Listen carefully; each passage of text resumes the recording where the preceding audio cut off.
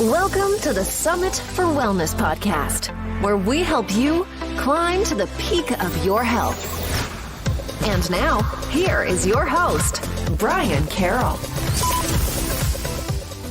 What is up, everyone? I'm Brian Carroll, and I'm here to help people who have an injury or illness that holds them back from enjoying the outdoors. And today we have one of my favorite guests back on the show. The last time he was on the show was back in May of 2017, which is still the most downloaded episode in the history of this show. So you may be wondering who it could possibly be, and of course it is the one and only Lenny Parracino.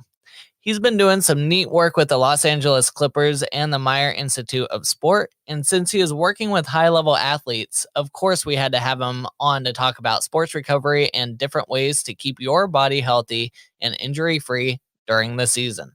So before we dive into this episode is brought to you by our friends at Athletic Greens, which supplies over 75 important nutrients to help you function optimally. Athletic Greens is designed for performance, so it has immune-boosting nutrients and adaptogens to reduce overall stress on your body. So to get your own bag of Athletic Greens, go to summitforwellness.com/greens. Now, let's get into my interview with Lenny Parracino. Lenny Parracino is a former author, hands-on instructor, and clinician for the National Academy of Sports Medicine. Currently, he serves as a faculty member of the Gray Institute of Applied Functional Science, is a soft tissue therapist for the Los Angeles Clippers, and works at the Meyer Institute of Sport. Lenny has recently authored the Functional Soft Tissue Transformation course and the Gray Institute's Certified Applied Functional Science curriculum for manual movement practitioners of all levels. Thanks, Lenny, for once again coming onto the show. My pleasure. Thanks for having me. Of course, and last time you were on, it was episode 12, and that was back in 2017, and you were actually the most downloaded episode for 2017. So I would love to hear kind of some of the projects you've been working on since last time you were on the show. We have a lot of projects in the hopper right now. One of the ones we just completed is our Functional Soft Tissue Transformation course. We made it available online, which serves two major purposes. Number one, people can prepare before they come to a live course, study before they come to a live course, because it also has with the online 20-hour modular system, a 250-page ebook. So anybody that wants to get deeper into the research, or if there's a component that really strikes their curiosity, they can get deeper into it. We provide all the references. And then the other is for people around the world that just can't make it to a live course and they like to learn online. So that's available. So we're still doing the live course. We've been doing that for about, I think it's been 10 years. But we're proud to announce that we finally completed that project. And Dr. Gary Gray was nice enough to be a part of it. He was a big part of asking us a lot of questions and really tying in human movement science with a lot of the techniques and strategies that we covered in the course. So that was a big project. The online is always evolving. That's what's kind of nice. The live. The live is always evolving. That's what's kind of nice about having both. Is in the online course, we have a lot of the principles that will never change and strategies. But with the live, as research continues, we're on top of it and we're constantly applying. In addition to all that, the LA Clippers have made some amazing infrastructure changes, as well as with our team. That's pretty much public knowledge now. So I'm very excited about our year coming up. And with that said, I'm working with a great group of clinicians, practitioners, and we have some things that we're working on from a systems perspective. You know, one of the big things with sports and sport recovery is load management.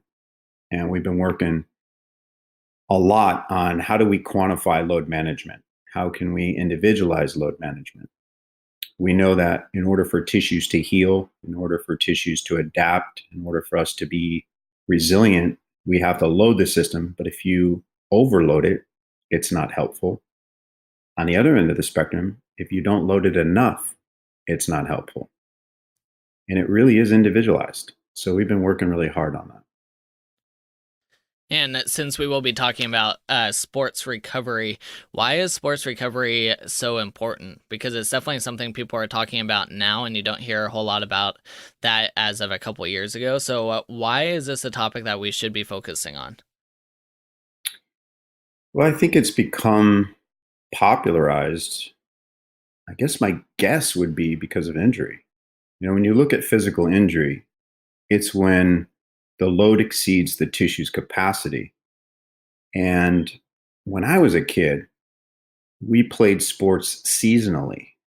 So in a sense, it gave me rest, right? So I play my baseball, I play my basketball. I got a rest from the repetitive nature of sport. Now we specialize very early. And because of this, in a way, I think it's forced us to say, okay, it's one thing to stress the body, but it's another to adapt. In fact, when you see a lot of kids, and I do see kids in my private practice, a lot of what we have to educate the parents on is simply rest, recovery, not have to work out harder.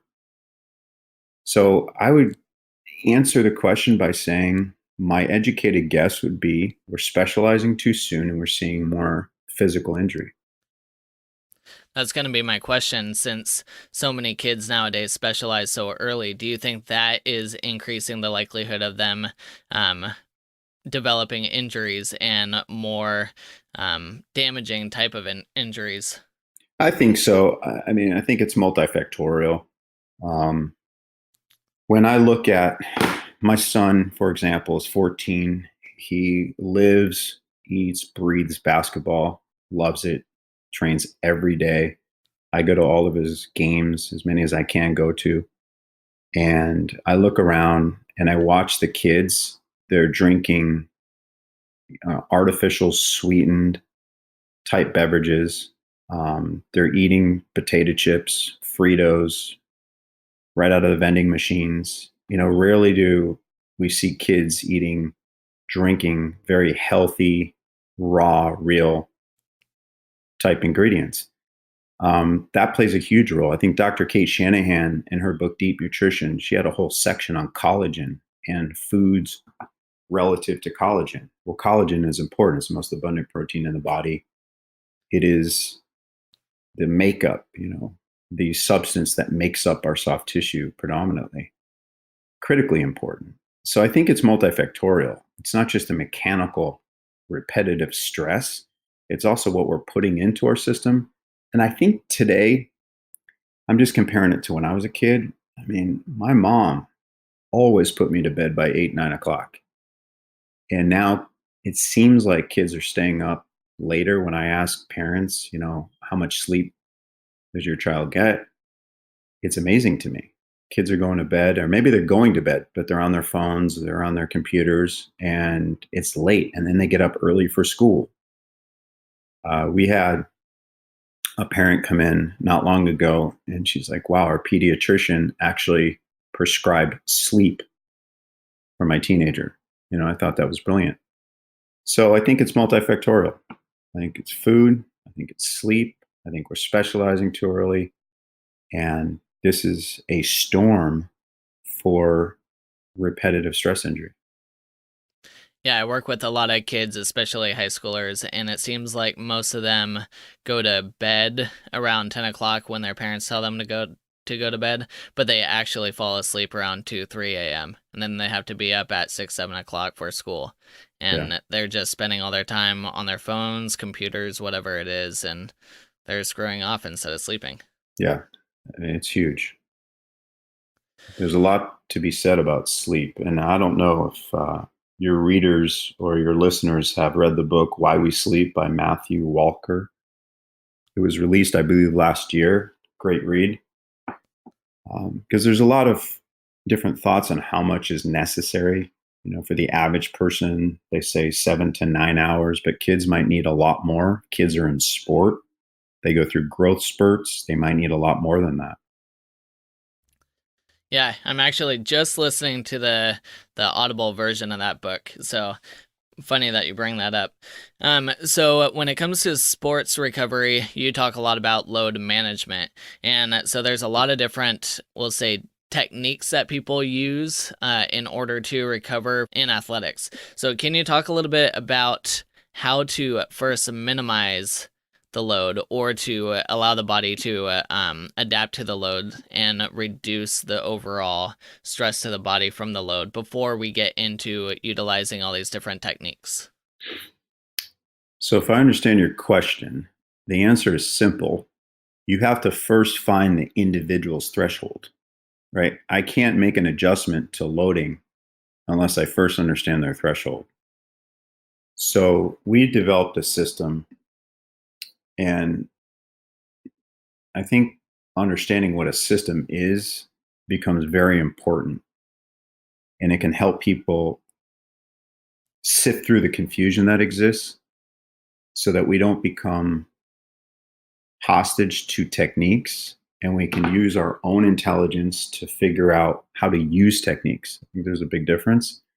A system, by definition, is an interconnected set of elements that is coherently organized in a way that achieves something. And it consists of three things. It consists of elements and interconnections and a function or a purpose. So think about that. The key words are and. So you have elements, you have interconnections, and you have a function or a purpose. The and puts it all together into a system which provides a feedback loop, right? Because you can have an element in isolation, but if it's not taken into consideration with other connections and tied to a function, it's just reductionistically an element. Do you know how much research does this?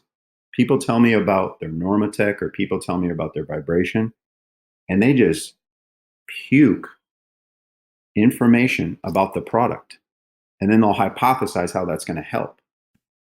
But until we understand individuality and the person's individual threshold and put it into a system that has a feedback loop, which it does, right? We stress ourselves, we adapt, and then we have to measure that adaptation. We don't know if these products are going to work. So most of what we read about these products, in my opinion, is marketing science. For it to be practical science, it has to fit in with the individual. So what we do is, and in private practice, this is very simple because people are coming into us and we're individualized type clinic. The Meyer Institute of Sport, you're coming in because you're seeing us individually. And even in team sports, now I can only speak for the NBA.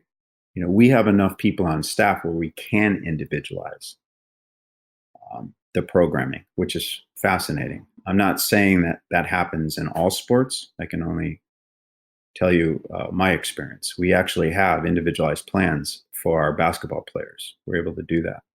And that way we can say, okay, this person can use what's called the Firefly.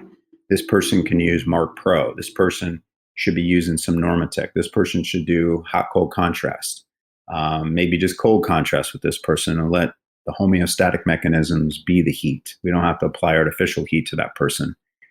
So it's a long way of saying we have to individualize in order for us to understand what techniques actually work. Otherwise, I just hear a bunch of marketing science. And what are some markers that you're looking for that indicates what would be the best for an individual? Like how would you know that someone would do better with a hot cold contrast versus a Normatec or even a vibration plate or something similar?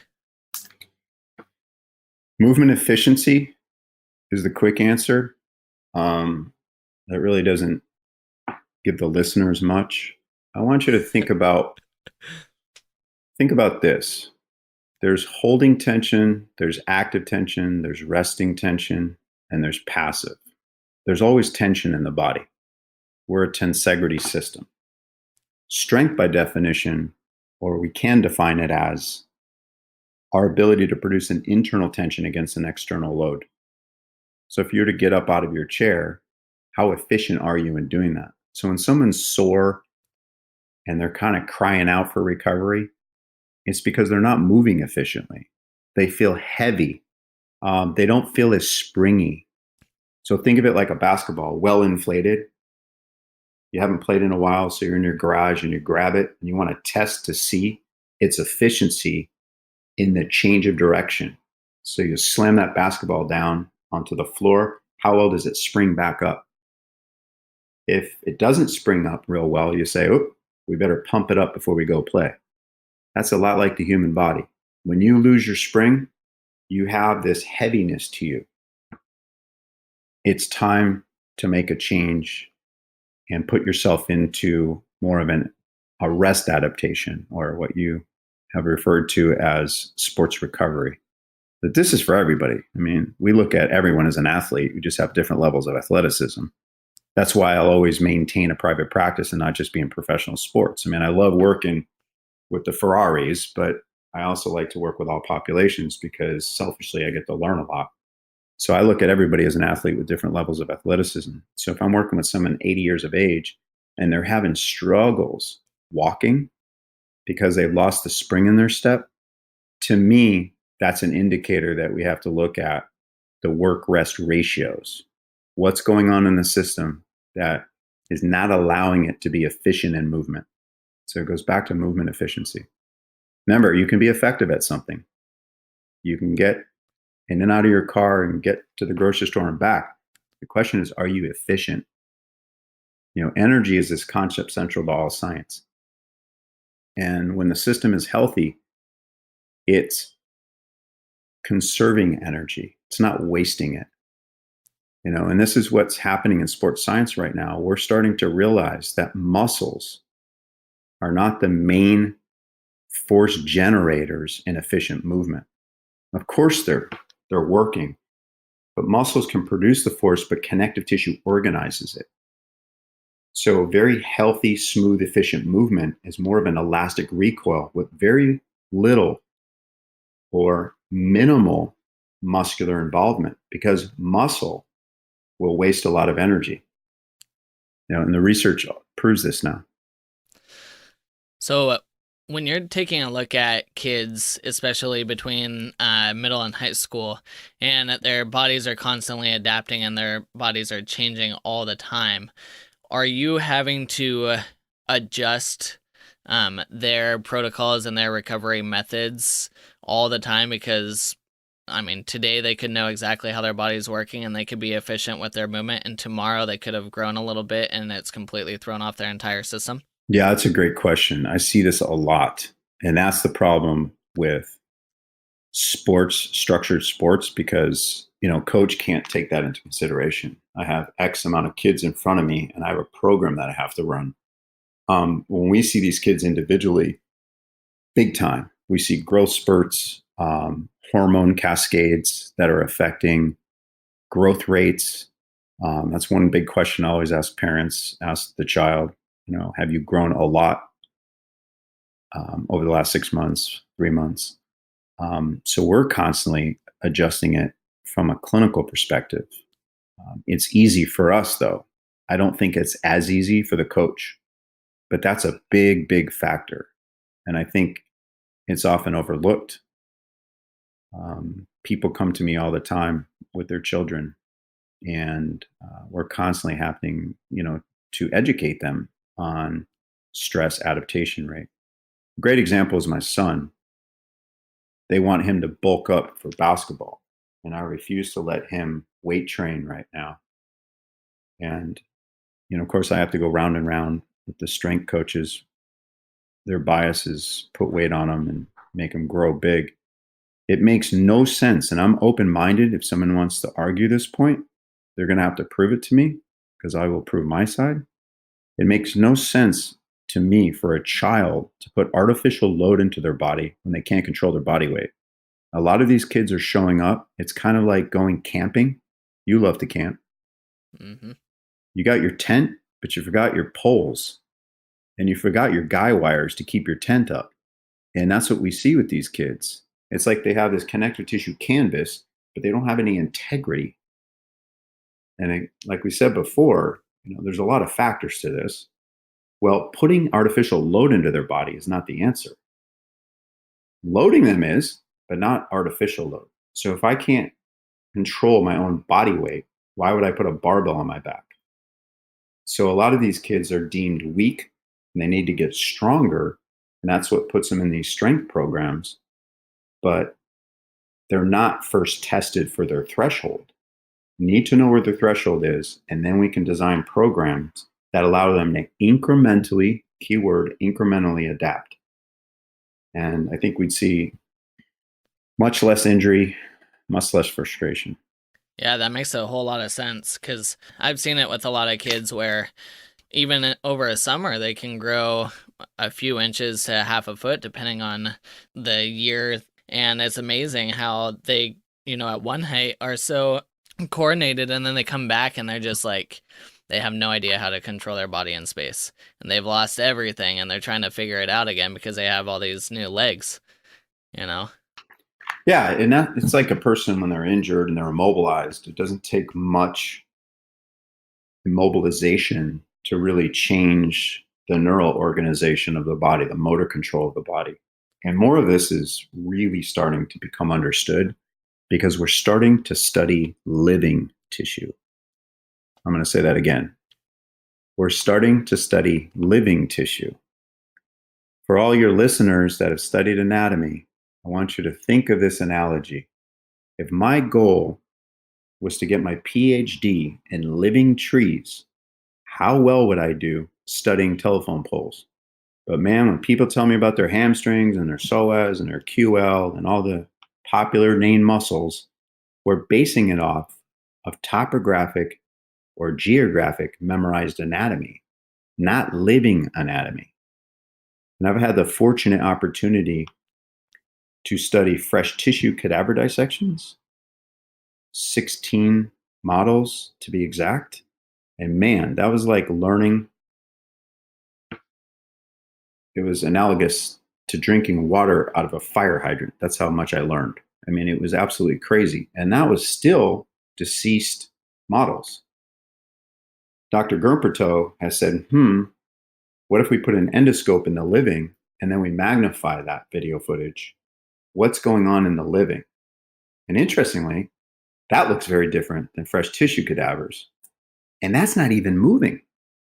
I mean, they'll move the limb around, but obviously the anesthesiologist is there putting the person out. So the person's out when they have this endoscope in their body.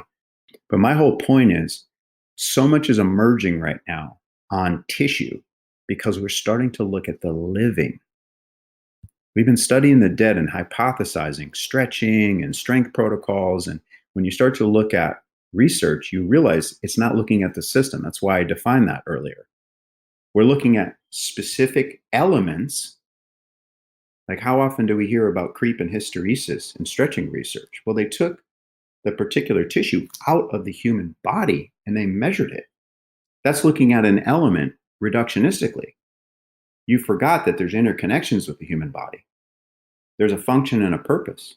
A great example I give people is if you look at your house right now, a structural engineer would come in and could calculate when your roof was going to collapse.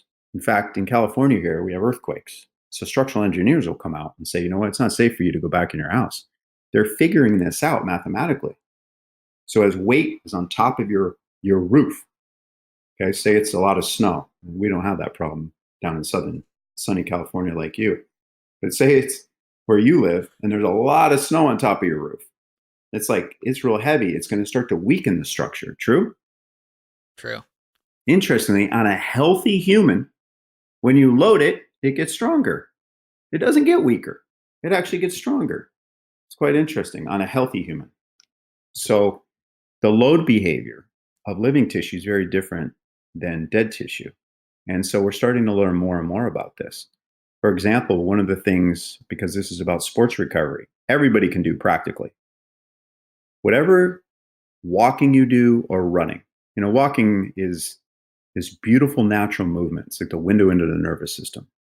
Let's say you get heavy legs, we'll say, or you just feel like gravity's kind of beating on you at 2 miles. I'm just making this up. You could be a runner and you could run 10 miles. You could go hiking for an hour straight and feel great. It doesn't matter. It's still the same thing. We're standing in the field of gravity in the ground, okay? And it's starting to feel laborious, okay? We're starting to use our muscles more. We're not springing, okay? All you have to do is take your current threshold, break it up into chunks, literally stop, lie down, sit down, let your legs rest from being compressed. Within 5 minutes, you get up and walk again, I guarantee you will feel a different spring in your step. Guaranteed. That deals with living tissue. It deals with the hydration. So a lot of the injuries we're starting to see right now are starting to focus more on the loss of viscoelasticity. It deals with the fluid matrix. So without getting too deep into the woods here, think of a human body, right? There's 4 main tissues that make up a human body. You have your epithelial tissue, muscular tissue, nervous, and you have your connective tissue. Most abundant is the connective. It's the supporting framework of the human body. Now, there's 3 raw ingredients that make up the connective tissue: cells, fibers, and a ground substance. Study the ground substance, because that is what's highly changeable. It's reversible. There's a lot of people in social media that are talking about, well, you can't change connective tissue and you can't stretch connective tissue and manual therapy is a bunch of wasted time. They're partially correct and partially very wrong. They're taking elements out of the system. They're not including all of the different interconnections that exist, like I've just mentioned, and they forget the function or purpose, because loose connective tissue is highly reversible. I have plenty of studies that I show using ultrasound imaging. After manual therapy, after foam rolling, loose connective tissue is reversible. They are correct in saying you can't manipulate a tissue if they're talking about dense connective tissue. But remember, all of this works together. So the behavior of dense connective tissue changes if you manipulate the loose connective tissue, which has a viscoelastic behavior. Okay? Another practical example would be, if you're doing lunges right now, or you're stepping up and down stairs and you feel spring-like, like very energy efficient, now sit your butt down for 3 hours, okay? The shape of your butt while you're seated changes. It gets wider, let's be real. If you looked at your butt, put your hands on your nice, cute butt, and sat down, it got bigger. It stretched for 3 hours. Now, when you stand up, it doesn't remain flat. It goes right back to where it was before. So this is where the people in stretching saying, well, there's no sense of stretching because it really doesn't do much. They are correct with respect to the shape of the tissue, okay, or the length of the tissue, I should say, the dimension of the tissue, right? But here's what's interesting. If you go back to that lunge I just mentioned, or walking up and down stairs, you've lost your spring. Guaranteed. You measured. We have force plates at our clinic that would do this, right? We have force plates that will measure the transformation from one position to the next, before sitting for 3 hours and then after sitting for 3 hours. I guarantee you it would be a delayed response. It would be like that deflated basketball versus the well-inflated basketball. That deals with the ground substance, how the fibers are behaving, not the morphology, not the singular element. Fibers, if we just looked at the fibers through a study, and that's where these studies are so flawed, is they eliminate all of the different relationships that truly exist in the living. So when you're talking about dense connective tissue, that would be like the muscle fibers, correct? And then the less dense would be more the tissues outside of the muscle fibers? Not exactly. So like I said, when you look at tissues of the human body, you have muscles, you have nerves, epithelial, and connective. You with me? Yep. I guess a simple analogy would be if you cut a grapefruit in half, you have the meat in between the cellulose pockets. Those would be our muscle fibers. But the cellulose pockets are made up of connective tissue, or the cellulose pockets in our analogy here is connective tissue. Now, connective tissue has subsystems, right? And I just talked about the elements of connective tissue are cells, fibers, and a ground substance. And then from there, there's different types of connective tissue.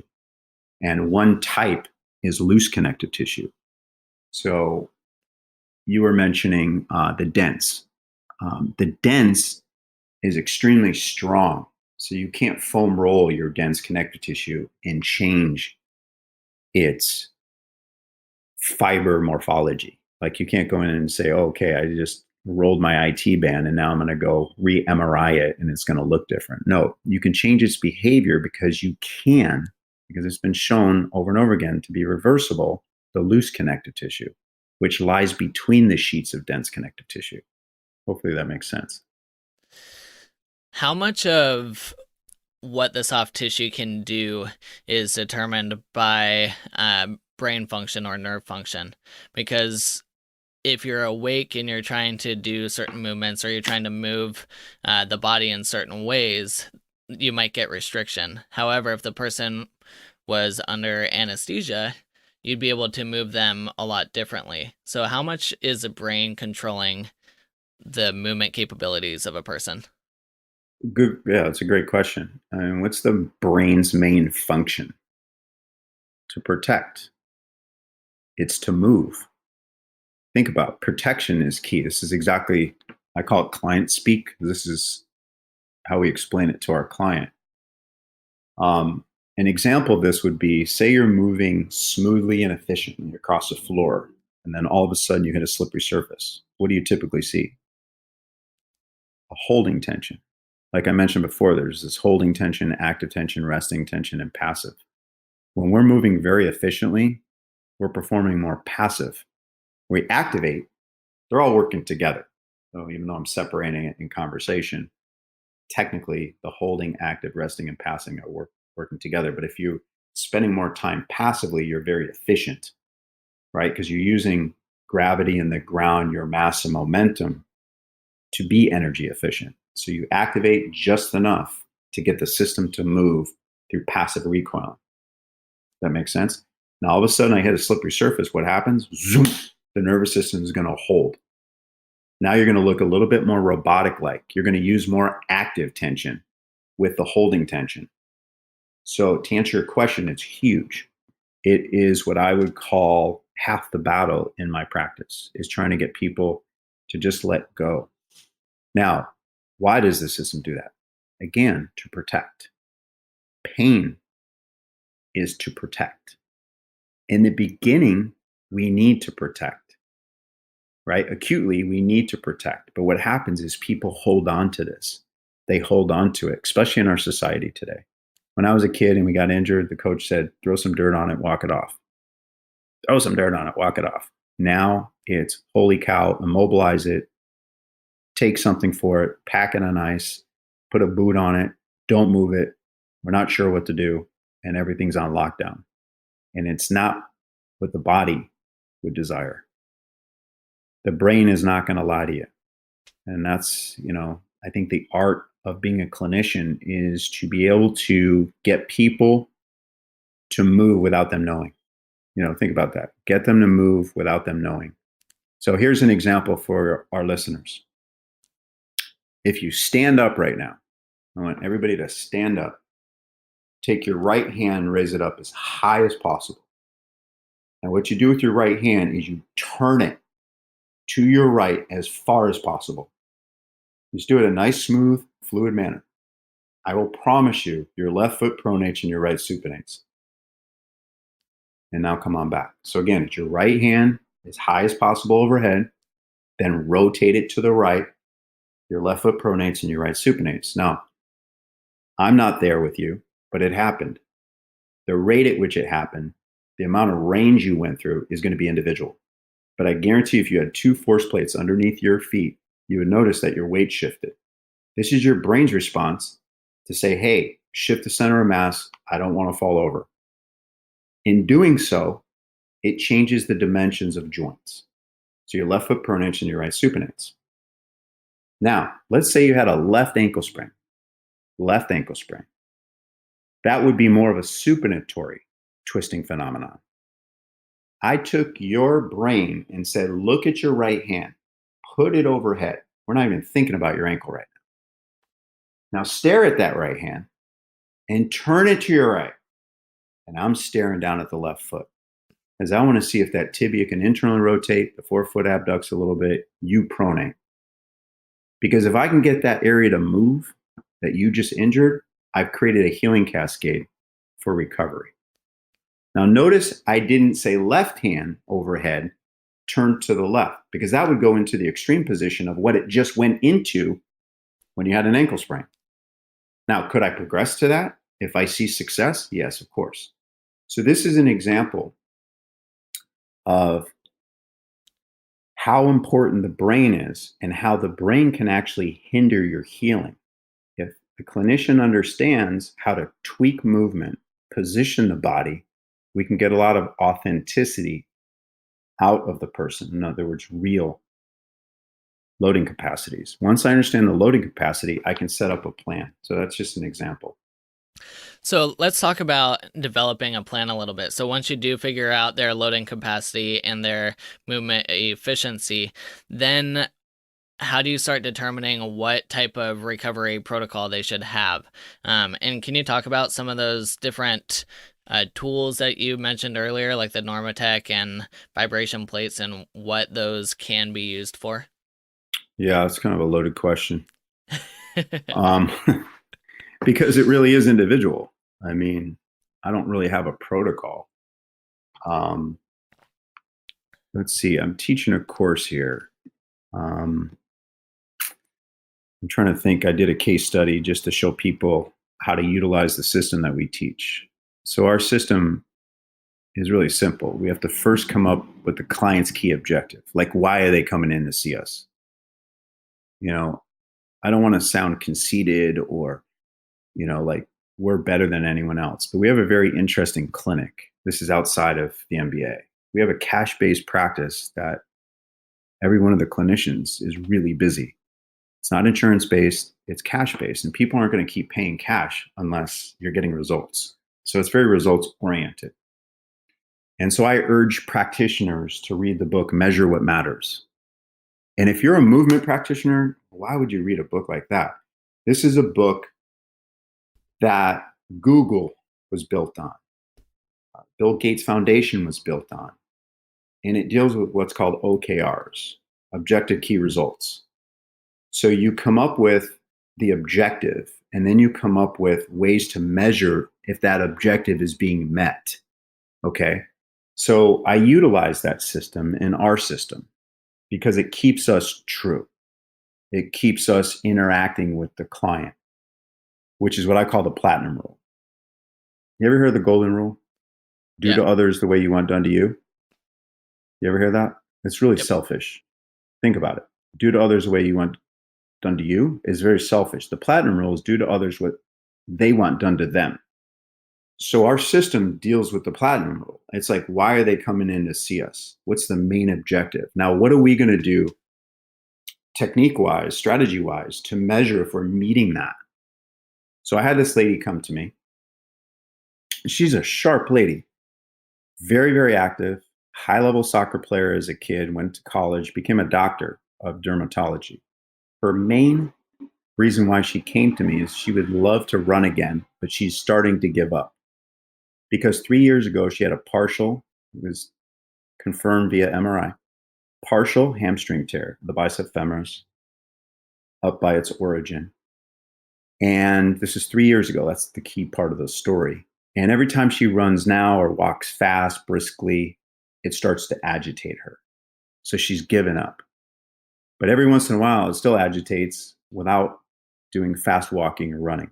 But she would love to get back into running.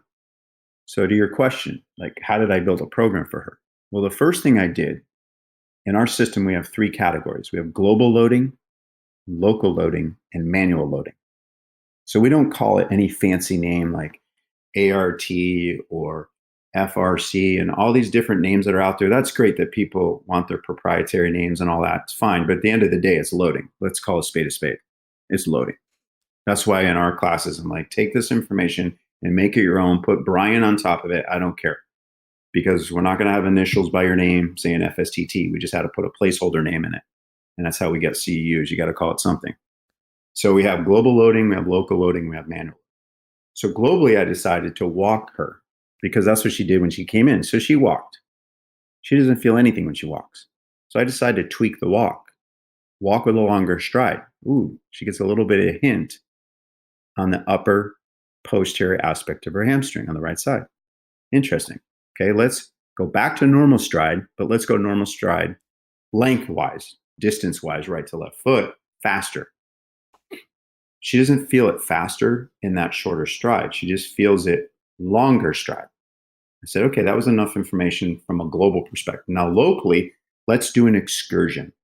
Let's take the pelvic bone, move it over the femur bone in all dimensions. And I always use the side that's non-agitated first as a litmus test to the side that's agitated. So it's you versus you and not a normative piece out of a book, right? Or what people call normative data. I don't care about that. I care about the person, the platinum rule. So we go ahead and we go through her left side excursions, proximal and distal, so pelvis on femur.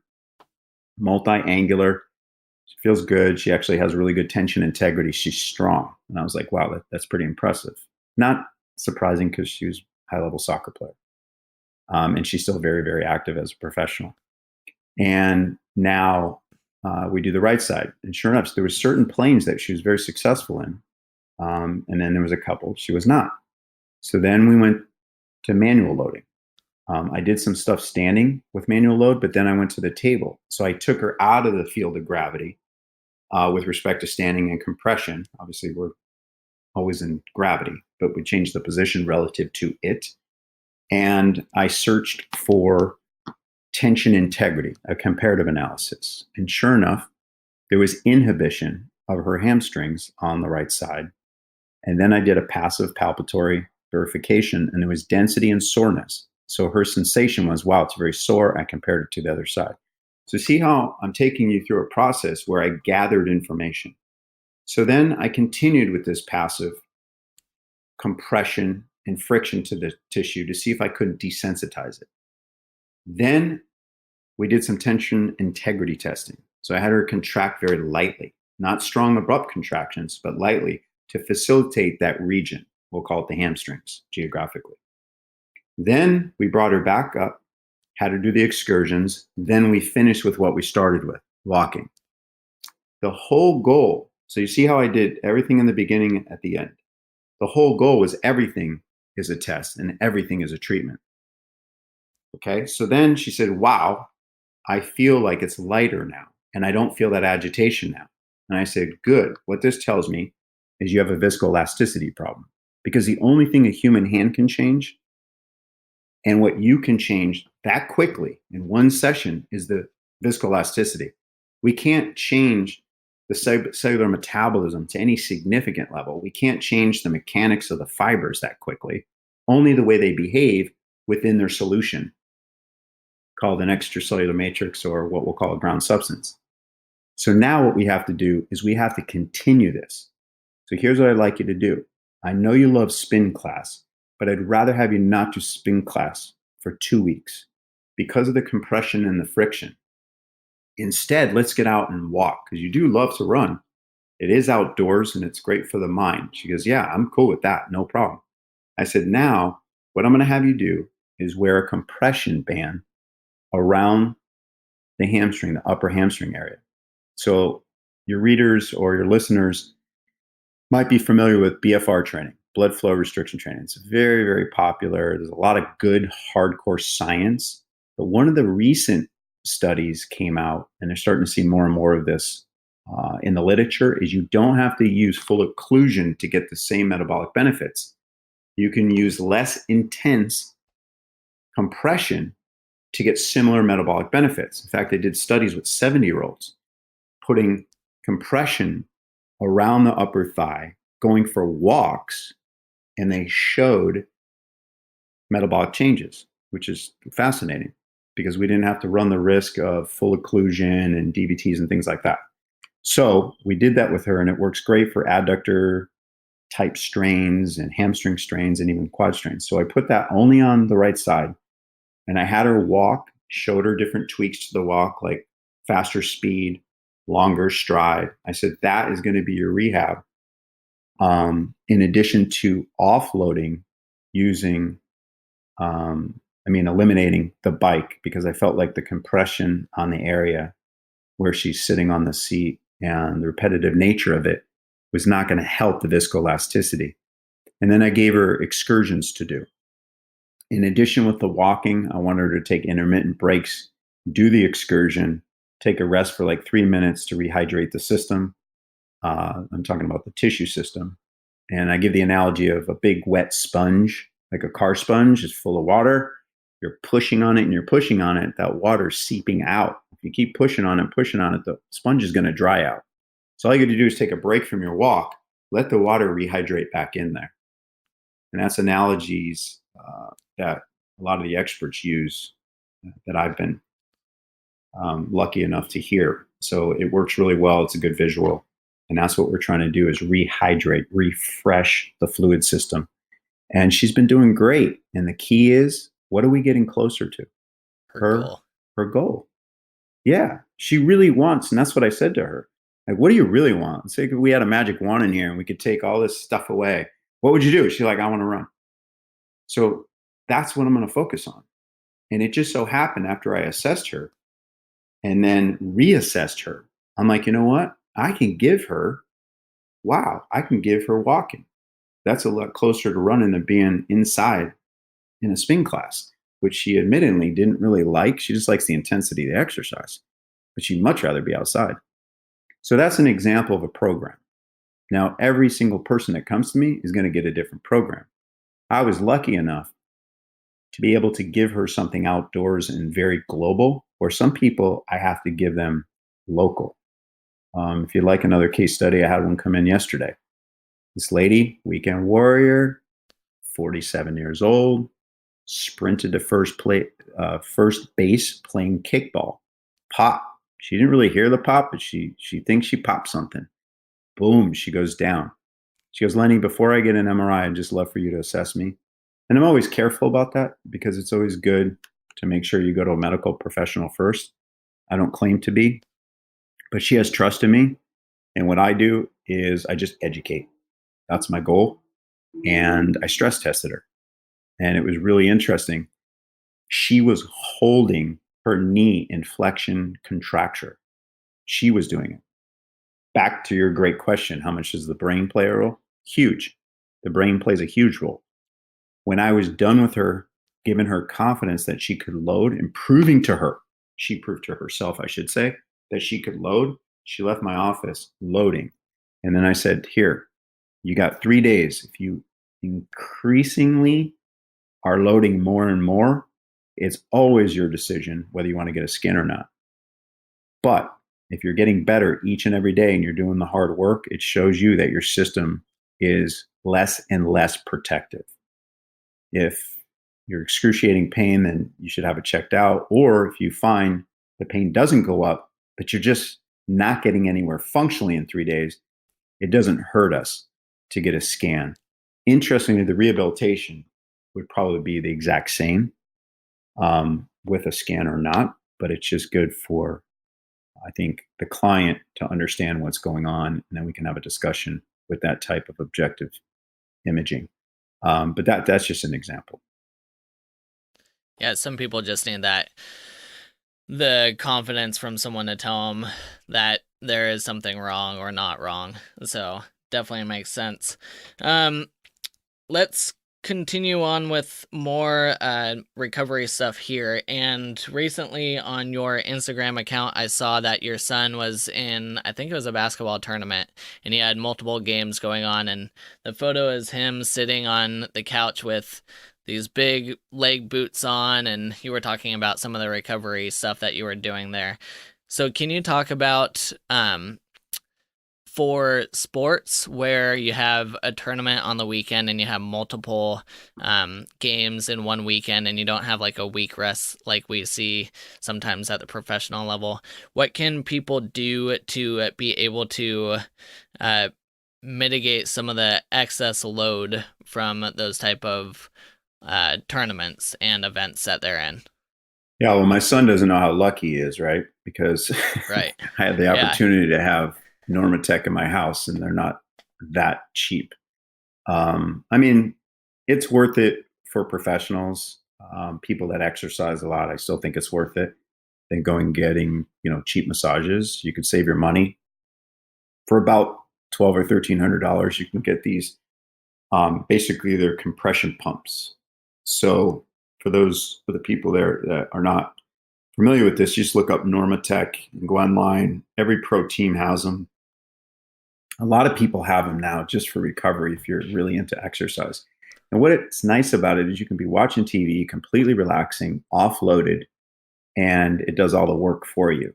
And basically what it's doing is it's putting a high amount of pressure into your tissue and then releasing. So it acts as a pump. That's all it is.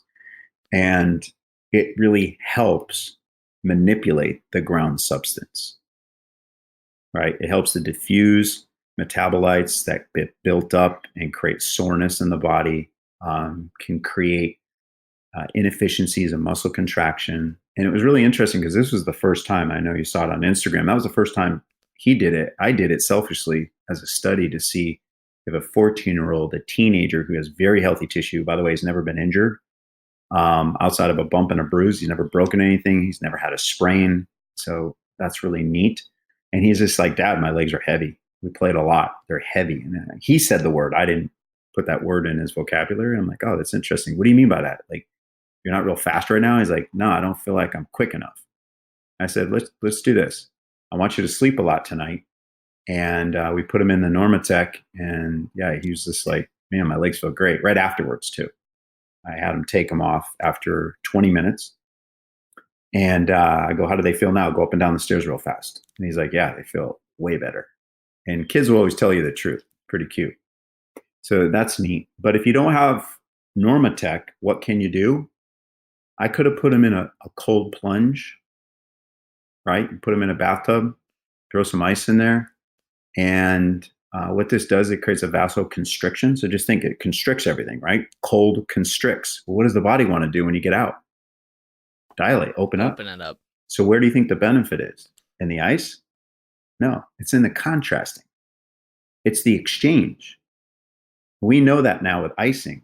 You don't see professional organizations prolong icing guys anymore. They do ice baths. They do contrasting. But you don't leave ice on an area for too long. Yes, it decreases nerve conduction velocity, but it doesn't heal tissue. As a matter of fact, it creates tissue congestion. And we do that right now. I don't know if you want me to talk about this, but we've seen this, and I've seen it at the highest level, ankle sprains. Now, once red flags are cleared, and we just have access to radiographic studies immediately, right? Guys go get their x-rays, if they have to get an MRI, whatever. Once all the red flags are cleared, what we do with guys is we'll put their foot in an ice bucket. We got this from Dr. Gary Gray. We'll put them in an ice bucket, standing with outside support. So maybe they're holding on to the wall. Say it's the right ankle, right foot goes into the ice bucket, and we have them offload it to the degree that they have to. But remember, the ice is going to decrease nerve conduction velocity. So a lot of times that numbing effect allows a little bit more load. Then I put my hands in the ice bucket and I guide movement to see what they're capable of doing. Interestingly, right? And then after 2 minutes, we're both frozen, frostbit. We jokingly, we take it out, we elevate them, and we have them do ankle circles to whatever their capacity is. And a lot of times we'll also use a device like a Normatec, but it's got a cooling. So it's called Game Ready. So it's a lot like that, but it has a cooling apparatus to it. So it compression, relaxation. And then inside the boot itself, we'll have them do little isometrics. If they can do isotonics, so like ankle circles, we'll do that. If not, they'll do isometrics in pain-free ranges. And we go back and forth with that every hour. Now, the next day, we reassess the load capacity. So if you're standing up right now and you had two scales underneath your feet, are you 60-40? Are you 70-30? I hold on to their hands and then I have them shift. Can they go 50-50? Yes. So it's the right side. Now 50-50 is okay. I'll shift them over to the right a little bit farther and farther and farther to see where they're at. Can they now go right side 60-40 to left? Can they go 70-30? What can they do? Now can we draw a circle with our pelvis to change the angulation of tissue stretch to the foot and ankle? Where are we at? And each day, I mean, we're constantly reassessing, and we're with athletes 24/7, especially when we're on the road. We're with them every day. So I'm able to see, this was the most amazing part about me getting into professional sports, is every day we get to rehab them. Every day we get to see and reassess what works and what doesn't work. And that's what we've seen work really, really well with people. It's constant contrasting, which is really constant movement within threshold. That's the key to healing. This whole idea of immobilizing things and taking things to mask it is really scary to me. And I think we end up with a lot of secondary problems because of it, because I see people healing really, really quick. Now, of course, someone could draw the argument, well, they're pro athletes, they're freaks. Yeah, that is true. But we also get to see them perform at the highest level. And they're not afraid to tell you it's not working either, because this is their livelihood. But I've also seen it at all other levels within different populations. Yep. And so let's say there's a soccer tournament going on and you're stuck at the field and you have 3 games in one day. What are some recovery options that someone can do while they're there at the venue and they can't get to hot-cold contrast or anything? Yeah, I put your feet up. I lift the feet up, elevate it. Just do little ankle circles. When you're not playing, I mean, obviously when you're on the bench with the team, you don't want to disobey the coach, but in between games, I definitely have the athlete put their legs up, make sure they're well hydrated, obviously, for the other metabolic benefits. And that's really the key. If you can take a nap in between games, take a nap. Yeah, those are probably some of the best recovery. I mean, Hyper Ice makes a great vibration tool. They make other tools as well. I think if I had to choose one tool that they offer to help mobilize the ground substance, I would choose the Hypervolt.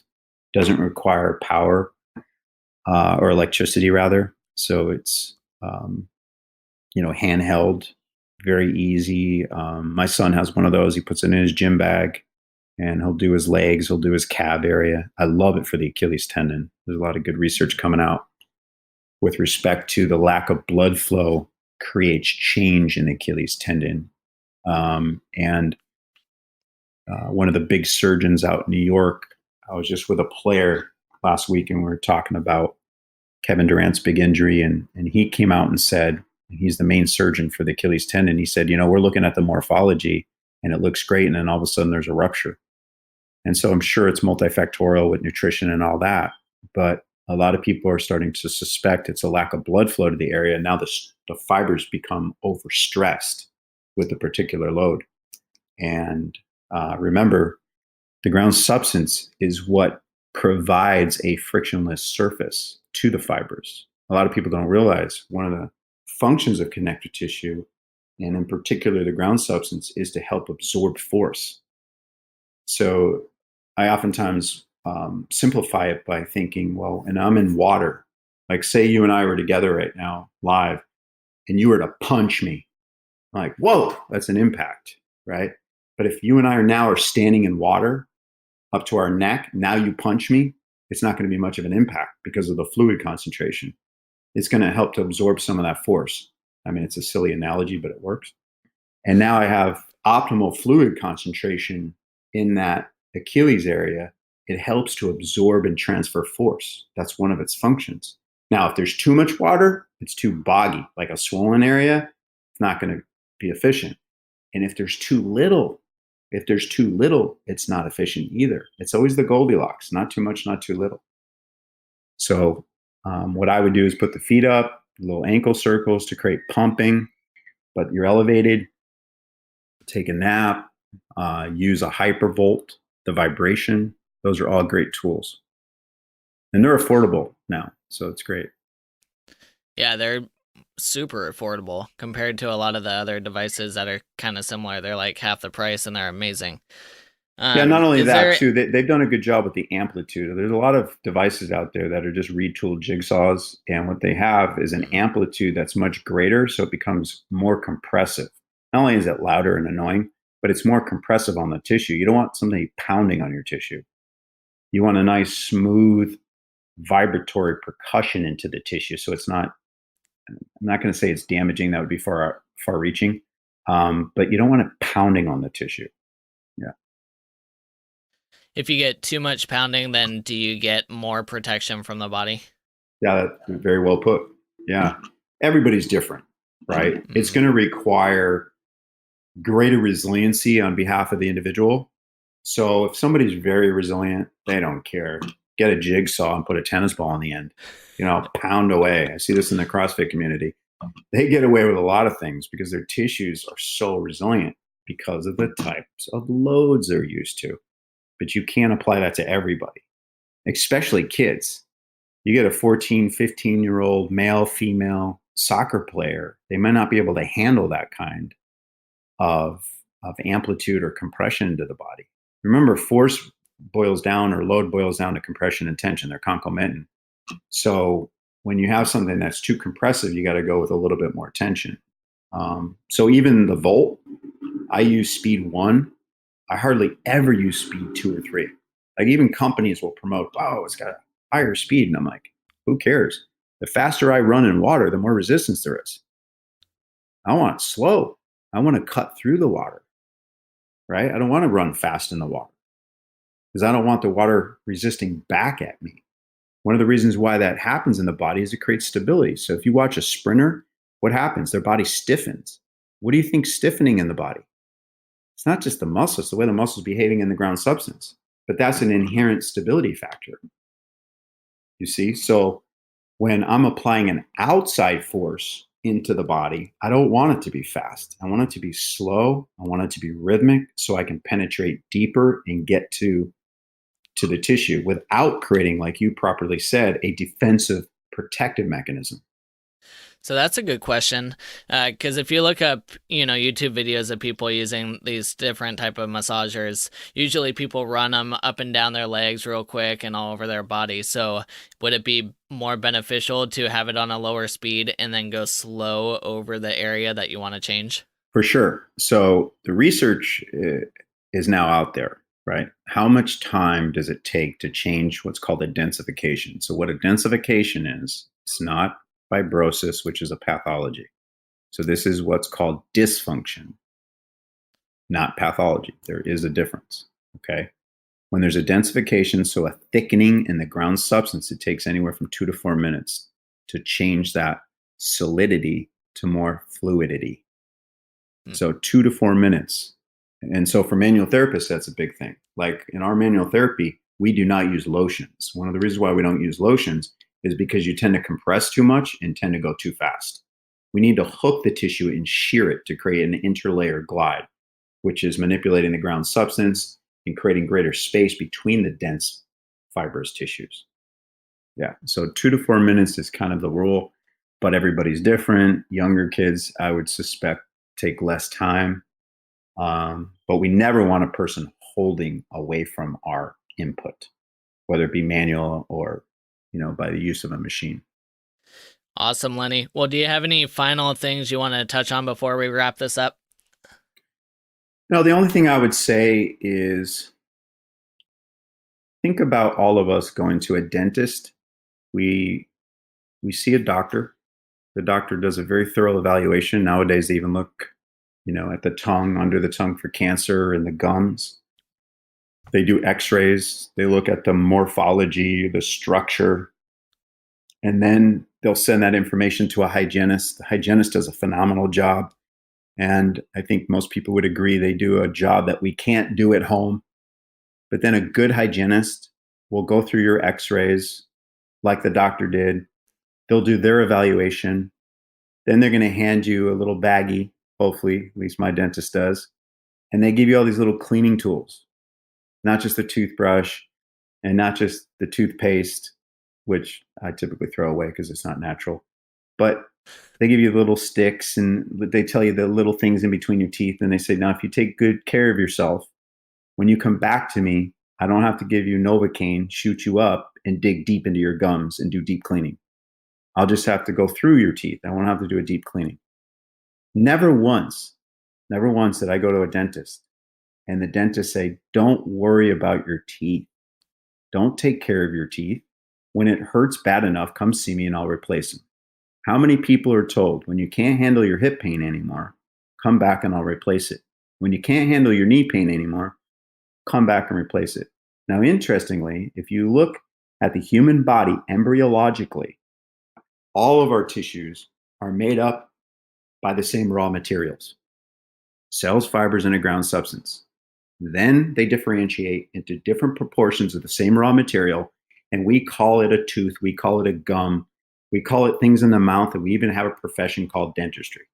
So my big soapbox is soft tissue hygiene is critical to the longevity of our movement system. Soft tissue hygiene is a set of practices that we all can apply each and every day to ensure that we have healthy tissue and we know where our load capacities are, know when to go harder, know when to go slower, know when to use less load in the gym. We need to be educated individually. We can't just rely on professionals. Professionals need to get this message out. So that's the last thing I wanted to say, is we have to take care of our bodies, all of our joints, all of our tissues, not just our mouth. Yep. This is definitely a very reactive type therapy where people come in once stuff has gone wrong, and it's not very preventative. So I love that you keep bringing that up, because you brought that up last time too, that if you take these measures and put preventative measures in beforehand, you might not run into as many issues. So it's good to take time. No, we for teach yourself. that. We teach that. We do obviously get people that come to us injured. We get a lot of people that come in for maintenance. We promote soft tissue hygiene, and we educate people on what they can do on their own so they don't have to rely on us. They don't have to rely on manual loading or manual therapy or our expertise. They're actually educated. And that's what's fun about it, is we can pass the information on to other people and make the clients knowledgeable about their own bodies. Awesome, Lenny. Well, my final question for you is, do you have a morning routine? And if so, what is it? The perfect morning. When I'm in season in the NBA, it's a little bit different because it's a nocturnal league. We leave a city at 10:30 at night, 11. We get into a city at 2 a.m, so it does tweak things. But when everything is going real well, yeah, I love to get up in the morning. I'm an early person, so I always get up at like 5 a.m. I love to read. And, I always drink water. We don't have a reservoir of water. So the most important time to drink water is first thing in the morning.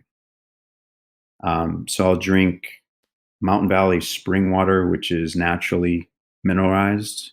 People don't realize that real water is already full of minerals.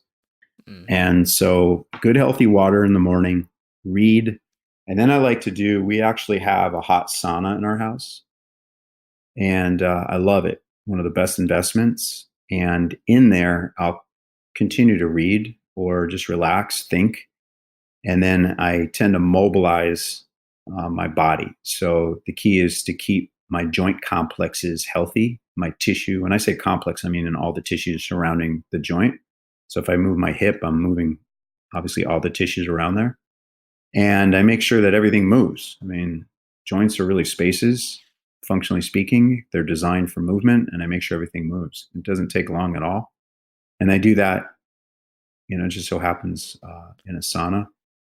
A lot of people ask me why I do the sauna, and I'm like, well, it's interesting. Someone led me to this research. If you really look at, things coming into our body, things have to get out of our body. That's a great way of looking at movement, right? Things that come in are not supposed to stay in. Well, how do we get things out of the body? Through urine, we defecate, and we sweat. But when you compare what comes out of the body during sweat compared to urine, it's like a 4-fold increase when we sweat. And I know it's late in the game here. I don't want to get into it, but a lot of people don't realize the health implications of ground substance when it's stagnant. And how do we diffuse these metabolites out of the system? Not only these devices that we talked about in human movement, like walking and, putting pressure in the body and releasing it, but also through sweat. And think about that. In the adult life, how often do you sweat? and it's a huge exit. So one of the things, to answer your question, is I try to sweat, and luckily when we travel, we almost always have a sauna, so I can do that even when I travel. And then I'm hydrating, and then it's off to a long day. But during the day, I'll work out, and I take my intermittent breaks, and then I make sure I go to bed early. Awesome. If only we could have the perfect morning and day every day. Unfortunately, it doesn't happen that often, I'm sure. No, I try to make it happen. Yeah. Yeah, it's not every day. I mean, there's always the tweak in the schedule, but it has to be more days than not. Otherwise, to me, I'm just a hypocrite. So I do my best. Yeah. Well, Lenny, thank you so much once again for coming on and sharing such valuable information. People can find out more about you at myersportla.com. Also, you do a lot of posting over on your Instagram account, which is soft_tissue_therapy. And you also have your functional soft tissue transformation course that you had talked about earlier. So if people want to learn more about how to work with soft tissue, that's a great resource for them as well. Thank you so much, Lenny. I appreciate it. Thank you. I really enjoyed chatting with Lenny. He continues to teach me to think outside of the box and to recognize the human body is a complex system, and each individual needs their own process to boost their performance. If you want to hear more from Lenny, you can listen to episode 12 or just look him up online because there are a ton of videos out there that he has done. Are you ready to take your health to the next level? If so, we can help you. Our health programs are designed to help you make lasting changes to your health by looking for the root causes to your issues. We help you to create actionable, habit-changing steps that will make your changes stick for the rest of your life. So if you are ready to make a change, then go to summitforwellness.com/ready. Next episode, we will be wrapping up our sports performance series by speaking with Barrymore Rossellini, who focuses on sports psychology. Let's learn a little bit about Barrymore. I am here with Barrymore Rossellini. Hey Barrymore, what is one unique thing about you that most people don't know?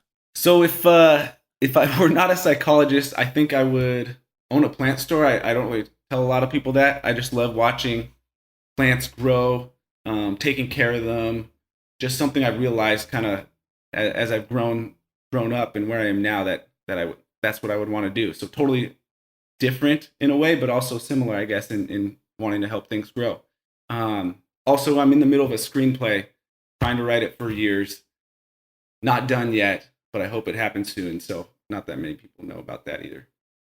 Do you have a favorite type of plant that you like to grow? I mean, I love plants that produce, right, some sort of, I guess payoff besides just looking at it, to be honest. So like herbs and rosemary is like one of my favorites. Basil is one of my favorites, those type of plants. Yeah. And what will we be learning about in our interview together? So we'll talk a lot about sports psychology, what that is and how it plays out with athletes, both young and old. And also, I think, when we talk about sports psychology, we hear a lot about improving performance, which is a big part of it. But when we talk, we'll also be talking about some more unique aspects that maybe we don't always think of when we think of sports psychology, like injury, athletic identity, some things like that.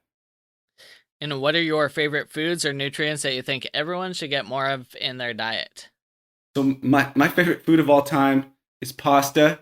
And I really do think everyone should create and eat foods that they love at least as part of their diet, even if they're not, quote, right, unhealthy or healthy, sorry. And I spent a couple of years at this eating disorder clinic called Opal. And so I think you got to be careful about too many restrictions or being too rigid about the foods you eat. However, I would say, incorporating fruits, veggies, meat every once in a while creates a good balance. My favorite veggie is probably carrots. I feel like I eat carrots all the time, just personally. And then what are your top 3 health tips for anyone who wants to improve their overall wellness? So one, practice mindfulness and spending each day to slow down. Mindfulness is non-judgmental, present-focused attention. Breathing is the best way to kind of practice mindfulness. in my perspective, because it's with you every second of every day. Number 2, get outside, exercise, do activities that are fun to you. I think being outside is a really good thing. Being in nature, there's a lot of research actually that the positive effects of being in nature. So I say, yeah, get outside, do activities that are enjoyable to you, exercise outside. And then lastly, spend time with people, be around people. Yes, it's good to have our own time and space, but I think we are social beings, and being around people and engaging and connecting is really, really important to our overall wellness. I love trying to understand the way people think and how the mind works in different situations, which is really why I enjoy listening to the Finding Mastery podcast with Michael Gervais. So next week, we